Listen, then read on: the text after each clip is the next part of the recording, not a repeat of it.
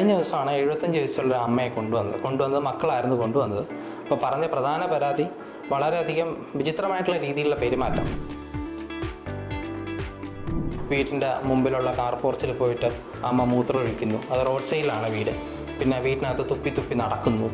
പിന്നെ അതുകൂടാതെ ഇടയ്ക്ക് കടയിലൊക്കെ പോയിട്ട് പൈസ കൊടുക്കാതെ സാധനങ്ങൾ എടുത്തുകൊണ്ട് പോകുന്നു. എന്നിട്ട് ചോദിക്കുമ്പോൾ ഞാൻ പൈസ കൊടുത്തു എന്ന് അവകാശപ്പെടുക. ബസ്സിൽ കയറിയിട്ട് എല്ലാ ദിവസവും ആശുപത്രിയിൽ പോവുക. അതും ബസ്സിലാണെങ്കിൽ ടിക്കറ്റ് എടുക്കില്ല. എന്നിട്ട് ആരുടെങ്കിലും ചോദിക്കും മോനെ ഒരു 5 രൂപ തരുമോ 10 രൂപ തരുമോ എന്നിങ്ങനെ യാചിക്കുന്നൊരവസ്ഥ. ഇതും കൂടാതെ എന്ത് ചെയ്യുമെന്ന് വെച്ച് കഴിഞ്ഞാൽ അടുത്തുള്ള സ്കൂളിൽ പോയിട്ട് കുട്ടികളൊക്കെ പോയി കഴിയുമ്പോഴത്തേക്ക് അമ്മ അവിടെ ഒരു ചാക്കും കൊണ്ട് പോയിട്ട് അവിടുത്തെ വേസ്റ്റും ആക്രികളൊക്കെ പിറക്കി വീട്ടിലേക്ക് കൊണ്ടുവരും.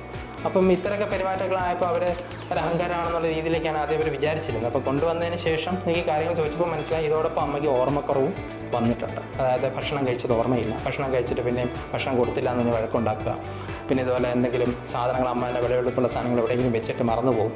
എന്നിട്ട് അമ്മ തന്നെ പറയും അത് നിങ്ങളാരെങ്കിലും എടുത്തുകൊണ്ട് പോയി, അയൽക്കാർ കൊണ്ടുപോയി, അല്ലെങ്കിൽ വീട്ടിലുള്ള മക്കൾ എടുത്തുകൊണ്ട് പോയി, അതും അല്ലെങ്കിൽ കൊച്ചുമക്കൾ എടുത്തുകൊണ്ട് പോയി, അങ്ങനെ പറയുക. പിന്നെ ഭയങ്കര ദേഷ്യം. അത്ര നാളും വളരെ മാന്യമായിട്ട് മാത്രം സംസാരിച്ചിരുന്ന അമ്മ കൊച്ചുമക്കളോടൊക്കെ ബൈക്കൊക്കെ ഒന്ന് സ്റ്റാർട്ട് ചെയ്യുമ്പോഴേ തന്നെ പൊട്ടിത്തെറിക്കുന്നു, ഭയങ്കരമായിട്ട് തെറി വിളിക്കുന്നു, അത്തരത്തിലുള്ള സ്വഭാവം കാണിക്കുന്നു.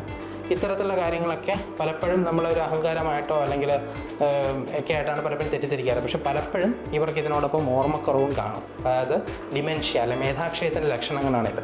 അപ്പോൾ മേധാക്ഷയത്തിൽ എല്ലാവരും വിചാരിക്കുന്ന ഓർമ്മക്കുറവ് മാത്രമേ ഉള്ളൂ എന്നാണ്. പക്ഷേ ഓർമ്മക്കുറവിനോടൊപ്പം തന്നെ പെരുമാറ്റപരമായിട്ടുള്ള ഒരുപാട് പ്രശ്നങ്ങളും പലപ്പോഴും ഉണ്ടാവാറുണ്ട്. അതിന് നമ്മൾ ശാസ്ത്രീയമായിട്ട് പറയുക behavioural and psychological symptoms of dementia അല്ലെങ്കിൽ BPSD എന്ന് പറയും. അപ്പോൾ അത്തരത്തിലുള്ള രോഗാവസ്ഥകൾ ഒരു ന്യൂറോളജിസ്റ്റിൻ്റെ സഹായത്തോടൊപ്പം തന്നെ ഒരു സൈക്യാട്രിസ്റ്റിൻ്റെ സേവനം നമുക്ക് പലപ്പോഴും ആവശ്യമായിട്ട് വരും. കാര്യം ഇത്തരത്തിലുള്ള പെരുമാറ്റങ്ങൾ നിയന്ത്രിക്കാനായിട്ടുള്ള മരുന്നുകൾ കൂടി നമുക്ക് അത്തരത്തിലുള്ള വ്യക്തികൾക്ക് നൽകേണ്ടി വരും. അല്ലെങ്കിൽ പലപ്പോഴും അവർ തന്നെ എന്തെങ്കിലും അപകടത്തിൽ ചെന്ന് ചാടാനോ അവർക്ക് തന്നെ എന്തെങ്കിലും ശാരീരികമായിട്ടുള്ള ആപത്തുകൾ സംഭവിക്കാനോ അല്ലെങ്കിൽ മറ്റ് വ്യക്തി ബന്ധങ്ങളിൽ പ്രശ്നങ്ങൾ ഉണ്ടാകാനൊക്കെയുള്ള സാധ്യതകളുണ്ട്. ഇത്തരത്തിലുള്ള പ്രശ്നങ്ങളുണ്ട് ദയവേത് മനസ്സിലാക്കുക.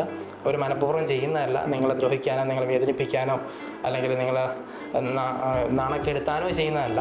അവരുടെ രോഗാവസ്ഥ കാരണം അവരുടെ തലച്ചോറ് ചുരുങ്ങി പോകുന്നത് കാരണം സംഭവിക്കുന്നതാണെന്ന് തിരിച്ചറിയുക. വളരെയധികം സഹാനുഭൂതിയോടെ തന്നെ നമ്മൾ അവരോട് പെരുമാറുക.